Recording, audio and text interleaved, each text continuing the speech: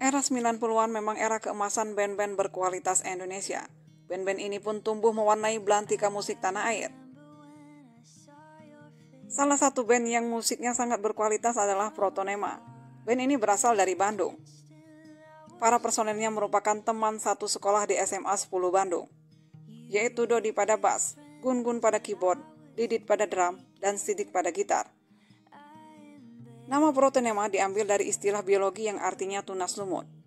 Mereka terinspirasi dari salah satu band yang nama bandnya memakai istilah biologi.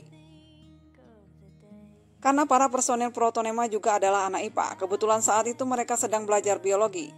Dengan spontan salah satu personil memilih kata Protonema untuk dijadikan nama band mereka. Siapa yang menemukan Protonema dan artinya teh apa? Coba terangin dulu. Sebetulnya sih inspirasinya sih waktu itu dari ada band-band yang ngambil nama-nama tuh dari apa ya, ilmu biologi dari gitu ya. Kayak dulu Spirogira. Nah, itu bener yang kita bikin kita terinspirasi itu gitu. Terus karena waktu itu kita kan mainnya awal saya sih bikin Protonema di SMA itu kan buat mainin fusion. Fusion. Karena kesana arahnya ya awalnya.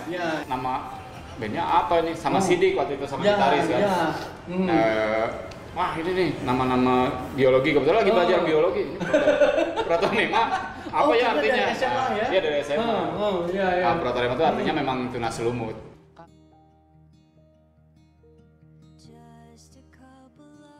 Sebelum merambah industri rekaman, Protonema tampil sebagai band dalam acara pentas-pentas seni di sekolah-sekolah. Saat itu mereka belum punya vokalis tetap. Barulah saat akan mengikuti festival band, mereka menemukan vokalis Ozzy yang juga merangkap sebagai perkusi. Setelah lulus SMA, Protonema sempat vakum karena masing-masing personel sedang berkonsentrasi untuk melanjutkan pendidikannya seusai tamat SMA. Seperti Dodi yang melanjutkan sekolah di STAN. Ini membuat ia mengundurkan diri, dan posisinya digantikan oleh Lusman. Di sebuah festival, Protonema tak sengaja bertemu dengan Miko yang saat itu baru keluar dari Java Jive. Miko kemudian direkrut untuk menjadi vokalis tetap Protonema. Masuknya Miko membuat Protonema kembali bangkit untuk menekuni dunia musik. Mereka mulai manggung di kafe-kafe di Bandung, sempat juga menjadi home band Radio OS Bandung dalam acara On The Air, dan juga dalam acara musik kafe milik Radio Ardan. Setelah cukup punya nama di Bandung, Protonema mulai mengepakkan sayapnya dan hijrah ke Jakarta. Di Jakarta, Protonema dikontrak oleh Hard Rock Cafe untuk mengisi acara Minggu Sunday Spesial. Selama periode 93 hingga 94, Protonema warawiri di berbagai radio dan pensi-pensi bergensi lainnya di Jakarta. Perjalanan karir Protonema sempat terhambat karena masing-masing personil terkendala dengan pendidikannya, hingga membuat dua personelnya hengkang, yaitu Gun-Gun dan Ozzy yang ingin fokus pada kuliahnya. Ditambah lagi dengan masalah yang dialami oleh Miko sang vokalis yang mengalami musibah kecelakaan di tahun 1994. Peristiwa ini mengharuskan Miko untuk istirahat total. Untuk menggantikan posisi Miko, masuklah Ian. Selama Miko dalam masa penyembuhan, Protonema tetap aktif manggung dari kafe ke kafe. Setelah keadaan Miko pulih, posisi vokal kembali dipegangnya.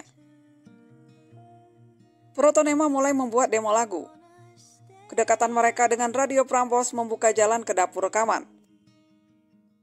Album perdana Protonema berhasil dirilis tahun 1996 dengan menjagokan lagu Kiranya.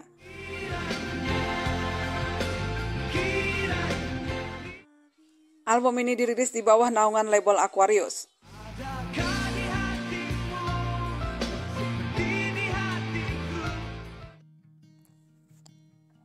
Rupanya debut album perdana mereka cukup sukses di pasaran. Kesuksesan Protonema semakin melonjak setelah bergabung dengan acara Pesta Pelajar Hai dan Antv tahun 1996. Mereka juga melakukan jadwal tour promo dan show-show yang padat ke seluruh wilayah Indonesia. Sukses album pertama membuat Protonema kembali bersemangat untuk merilis album kedua. Di pertengahan April tahun 1996, Protonema kembali masuk studio rekaman untuk menggarap album kedua. Di album kedua ini, Protonema membuat sedikit pergeseran pada musiknya, mulai dari pemilihan suara, unsur etnis, hingga penggarapan aransemen.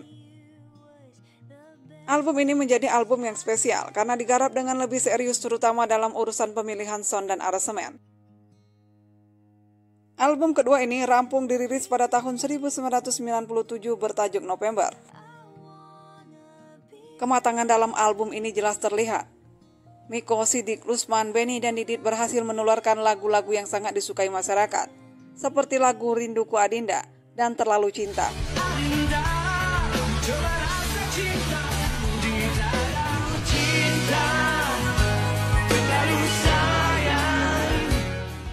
Corak musik yang mereka mainkan sering disandingkan dengan corak musik Dewa 19 karena ada kemiripan.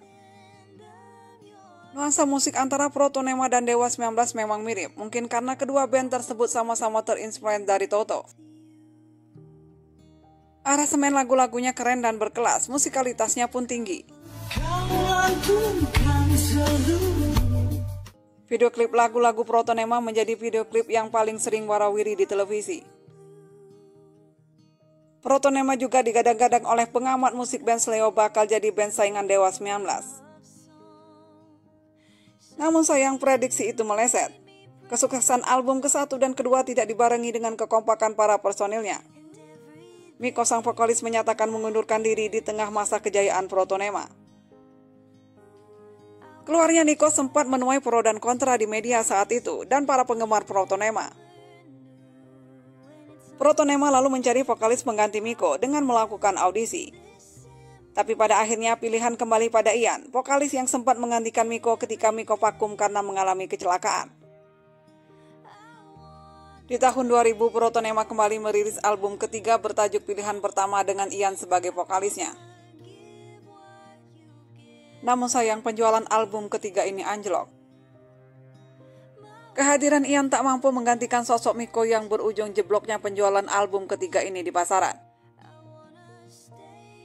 Gagalnya album ketiga tersebut membuat Protonema memutuskan untuk vakum dalam waktu yang cukup lama. Sementara Ian sang vokalis memilih mengundurkan diri untuk bersolo karir. Ia sempat merilis album solonya bertajuk Pringgadani dengan hits Wangi Bunga. Harapan untuk melihat band ini reuni pun pupus sudah setelah Miko sang vokalis meninggal akibat serangan jantung di tahun 2008. Kemudian Protonema kembali kehilangan personelnya Didit Nugraha, drummer yang ketukannya sangat asik di lagu Rinduku Adinda. Didit meninggal pada bulan November tahun 2020. Saat Protonema vakum, Didit pernah menjadi drummer pengiring Ari Lasso. Mungkin prediksi pengamat musik band Sleo yang sempat mengatakan Protonema bisa jadi saingan ketat Dewa 19. Hal ini mungkin bisa terjadi kalau saja saat itu Miko tidak keluar dan tetap berkarir memajukan Protonema. Bisa saja prediksi itu benar terjadi, Protonema bersanding dengan Dewa 19.